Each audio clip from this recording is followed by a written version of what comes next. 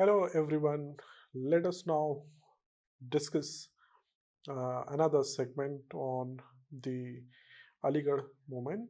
We are in the course called Nationalism and Constitutional Growth in India, 1858-1922.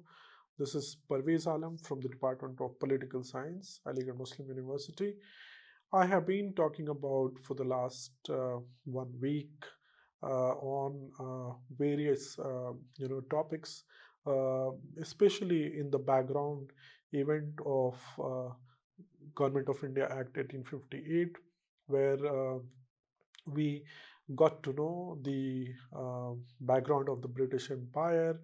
We got to know about the timeline of the British Empire, who were the main stakeholders of the British colonialism, from Portuguese to French to Dutch to English finally, and how British constitutional consolidation started from 1757 onwards, especially from Regulating Act 1773. Then various charters which started coming to uh, you know prevail over the Indian territory through various laws and regulations and taxation policies, and ultimately because of these policies which resulted into resentment against the British Raj, which culminated into revolt of 1857 led by sepoys uh, in many of the barracks, and ultimately took over by the emperor of Delhi, Bahadur Shah Zafar. Bahadur Shah Zafar was sent into exile in Rangoon, and later on, the revolt got crushed by the British Army, and British Parliament took over India and abolished the company's rule in Government of India Act 1858, where Government of India Act 1858 situated the direct control of Indian territory by the British Parliament, where many kinds of provisions, were added into that. And then later we also discuss about Indian Councils Act 1861 and 1892, and we have been talking about the Aligarh movement, for the last two segments. So let us now talk about, from the Renaissance of Muslims of India. Let us now see a bit of biographical, journey of one of the great doyen of Muslim education or educationalists, Sir Syed Ahmad Khan, was born in 1817 and died in 1898. So we'll see that Sir Syed Ahmad Khan's journey and also parallel reform in various spheres of life, from his perspectives on politics to education to many other notions in terms of how Muslims of India are going to be regaining and restoring their prestige and status. Sir Syed Ahmad Khan deliberated and reflected on all these issues. Now, having set the background, Sir Syed Ahmad Khan is known as pioneer of Muslim Renaissance. He is reformer, he is philosopher, and educationist, journalist, historian, and whatnot. Sir Syed's family, uh, though progressive, was highly regarded by the dying, Mughal dynasty.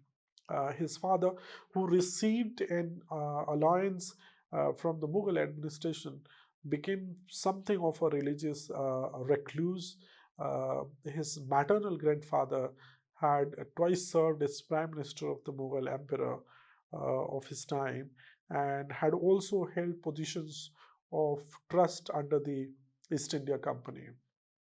Syed's brother established one of the first printing presses at Delhi and started one of the earliest newspapers in Urdu, the principal language of the Muslims of northern India. The death of Syed's father left the family in financial difficulties, and after a limited education, Syed had to work for his livelihood. Starting as a clerk with the East India Company in 1838, he qualified 3 years later as a sub judge and served in the judicial department in various places. Syed Ahmad had a versatile personality, and his position in the judicial department left him time to be active in many fields. His career as an author in Urdu started at the age of 23 with religious tracts. In 1847, he brought um, you know, I have actually talked about in the last segment, one of the great book or noteworthy book called Asarus Sanadid, which is translated as Monuments of the Great on the Antiquities of Delhi. Even more important was his pamphlet, The Causes of the Indian Revolt, which I will be talking, in the further, slides, where you will have a certain sense that, what Sir Syed actually blamed to the British Raj for the Indian revolt rather than blaming the Indians. So during the Indian Mutiny of 1857, uh, he had taken the side of the British, but in this booklet he ably and fearlessly laid bare the weaknesses and errors of the British administration that had led to dissatisfaction and countrywide explosion. Widely read by British officials, it had considerable influence on British policy. His interest in religion was also active and lifelong. He began a sympathetic interpretation of the Bible, wrote essays on the life of Muhammad, translated into English by his son, and found time to write several volumes of a modernist commentary on the Quran. In these works, he sought to harmonize the Islamic faith with the scientific and politically progressive ideas of his time. Uh, if we go by Indian Mutiny of 1857, what we also see that Sir Syed's loyalty to the British Raj during the Indian Mutiny, in fact, bring a lot of criticism of Sir Syed's, actions, wherein the very writing about the the causes of the revolt 1857, Sir Syed Ahmad Khan is bringing out the kind of factors which were ultimately the reason behind the revolt. So the loyalty to the British Raj does not mean that Sir Syed Ahmad was against the very idea of freedom. In fact, Sir Syed Ahmad Khan was, pumping certain kind of, nationalism among, both of the community called Hindus and Muslims. And by that he was also asking for not taking, the route of violence, and instead one can actually take the path of moderation and discussion, through which the British can be won, through winning the hearts and minds. And in that process, Sir Syed, saved many European lives during the revolt of 1857. Now, if we see, the educational, initiatives, what we also get to know that, because Sir Syed Ahmad Khan saw the revolt of 1857 and also the miserable condition of Muslims, For him, the only panacea available for Muslim community was promotion of Western style scientific education. uh, Founding of modern schools, journals, and a scientific society for Muslims. Sir Syed Ahmad Khan was the institution builder.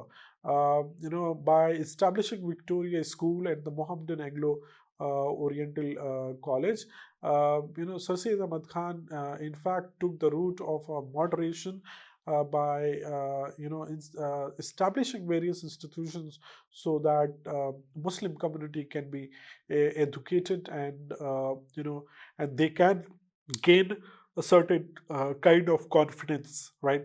Uh, you know, if we go by the quote of Sir Syed Ahmad Khan, which says, "Do not show the face of Islam to others. Instead, show your face as a follower of true Islam, representing character, knowledge, tolerance, and piety." What I mean, Sir Syed wants to showcase here is that I mean, it's something like that. What you preach, if is not matching with the actions of the individual, then basically you are tarnishing the very image of the religion what you are propagating on or preaching. Instead, the follower, the true followers of Islam, they can actually show the real character of their religion by inculcating certain values of building their character, by receiving knowledge, what is called ilm, by respecting, mutual respect of others, and also piety, right? So in that sense, one will be able to showcase their religion called Islam. In terms of early education, if we see of Sir Syed Ahmad Khan, he was in fact taught by Shah Ghulam Ali and Ariba Seher, the tutors at his home. He was given traditional education in Persian, Arabic, mathematics, and medicine. uh, his involvement in cultural activities at the Mughal court, was in fact very much known. There was career and political views of Sir Syed Ahmad Khan. Sir Syed's entry to the East India Company's service is known because he became the judicial servant of the East India Company. Uh, Sir Syed wanted to promote Muslims in administration, and also Sir Syed had a very critical views on causes of the Indian revolt. Let us now focus on one of the literature which in fact helped in certain ways the Britishers to evaluate their policies, and in that sense, Sir Syed Ahmad Khan's this text, which was published in 1858, called Asbab Bagawat Hind, Causes of Indian Mutiny. Sir Syed Ahmad Khan, kind of highlighted in particular text that how British viewed, with their own suspicion of the conspiracy against them by the Muslims of India, and also kind of collaborating with various various other countries. I fancy everywhere the same. It invariably results from the existence of a policy obnoxious to the dispositions aims, habits, and views of those by whom the rebellion is brought about. As regards the rebellion of 1857, the fact is that for a long period, many grievances had been rankling in the hearts of the people. In course of time, a vast store of explosive material had been collected. It wanted but the application of a match to light it, and the match was applied by the mutinous army. The manner in which the rebellion spread, first here, then there, now breaking out in this place and now in that, is alone good proof that there existed no widespread conspiracy. Now, Sir Syed is highlighting the fact that the charges against the mutineers or the Muslims of India collaborating with various groups and organizations within British India. They kind of conspired, and hence what Sir Syed is highlighting that the widespread conspiracy charges against the Muslims of India is faulty, because if it was so, then people must have been informed about that something like revolt of 1857 is going to happen. But because rebellion spread kind of simultaneously, or rebellion spread one by one and not at once, that is itself a marker that there was no widespread conspiracy.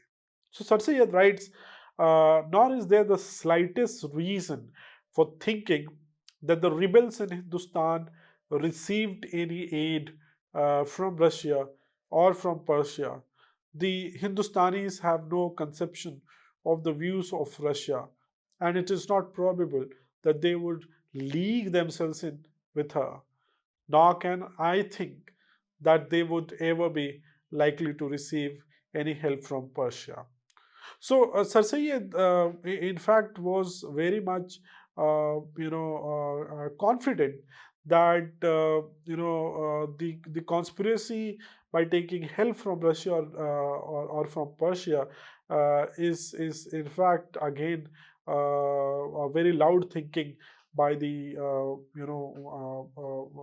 British officials, and there's no conspiracy as such. There's no help received from any of these countries, but this suspicion that the kind of force revolt of 1857 generated, they in fact believed in this idea. British officials believed in this idea that they might have something kind of conspiracy. And there's no doubt that government were but slightly acquainted with the unhappy state of the people. How could it well be otherwise? There was no real communication between the governors and the governed. Is No living together or near one another is has always been the customs of the Mohammedans in countries which they subjected to their rule. Government and its officials have never adopted this course, without which no real knowledge of the people can be gained. It is, however, not easy to see how this can be done by the English, as they almost all look forward to retirement in their native land and seldom settle for good amongst the natives of India. The people, again, having no voice in the government of the country, could not well better their condition. And if they did try to make themselves heard by means of petitions, these same petitions were seldom, if ever, attended to, and sometimes never even heard. These are the very emphatic words of Sir Syed Ahmad Khan. Now, in terms of educational legacy, if we see, Sir Syed Ahmad Khan's educational contributions were groundbreaking and laid the foundation for modern education among Indian Muslims. His vision for education emphasized a blend of traditional Islamic teachings with modern scientific knowledge. Mohammedan Anglo-Oriental College, established in 1875 in Aligarh, it evolved into Aligarh Muslim University later. MAO College aimed at providing Western style education alongside Islamic studies. The curriculum included scientific, literary, and religious subjects, promoting a holistic approach to education. Western style education, if we talk about, Sir Syed advocated for English education, seeing its importance in the changing socio-political landscape. The college introduced subjects like science, literature, and humanities, aligning with European educational standards. So, the educational legacy of Sir Syed Ahmad Khan's Aligarh movement has been immense, and the very idea of blending tradition and science was in fact a kind of idea which later on has been blended in many of the educational commissions in the post-independent India, where bereft of traditional values, the scientific knowledge will be meaningless. Hence, it is very important, exercise to include some kind of traditional understanding, so that people might have certain kind of confidence, and they will be able to also evaluate their traditions based on the scientific assumptions and scientific ideas. So in terms of also inclusive admissions, if you see, MAO College welcomed students of all communities, promoting unity and fostering a diverse learning environment. The first graduate of MAO College was a Hindu, Ishwari Prasad, showcasing its inclusive ethos. So MAO College, to the surprise of many of the scholars and historians, MAO College in fact welcomed the students of all communities. It did not, kind of. Did not actually seek to only welcome Muslims of India, or it was rather based on a very inclusive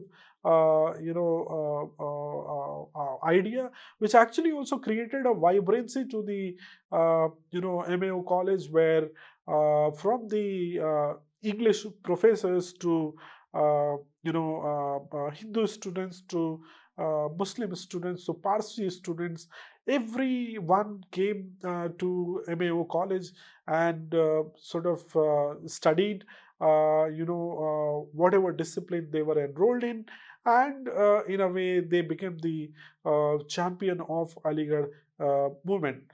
So if we talk about, say, legacy of Aligarh movement, the Aligarh movement, spearheaded by Sir Syed, transformed the educational landscape for Muslims in India. It inspired the establishment of several educational institutions across the subcontinent. I stop here, and I'll be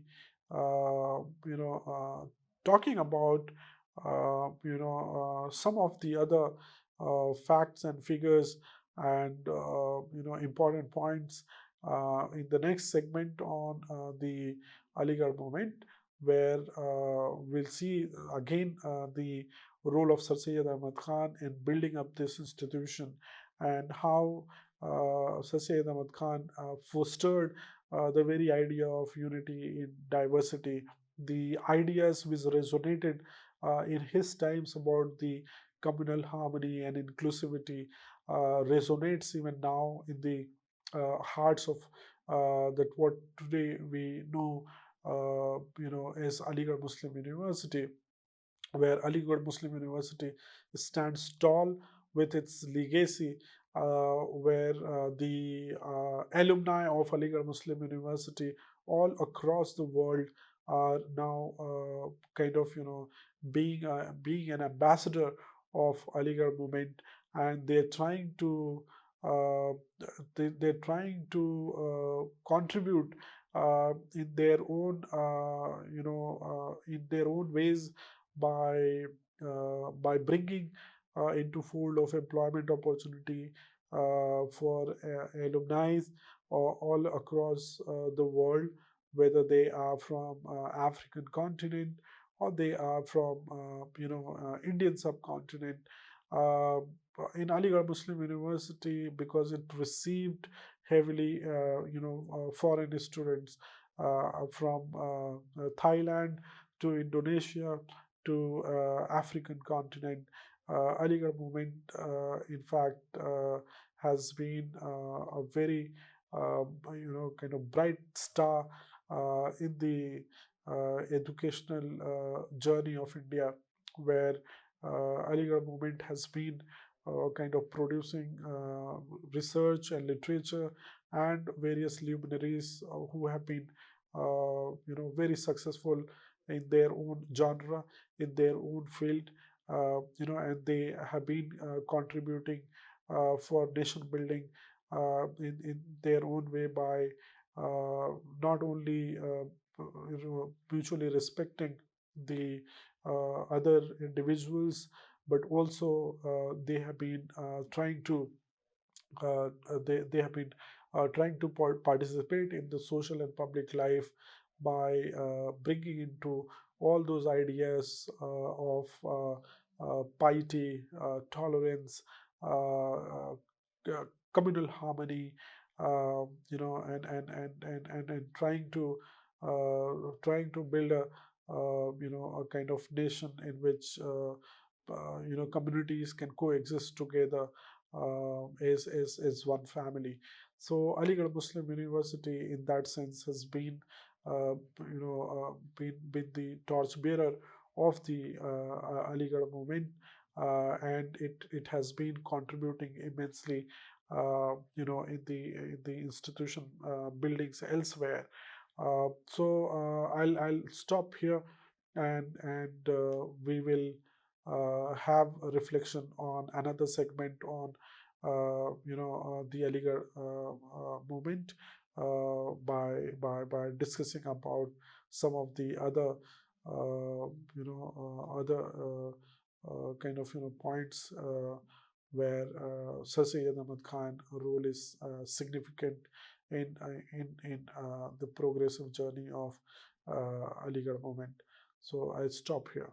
Thank you so much.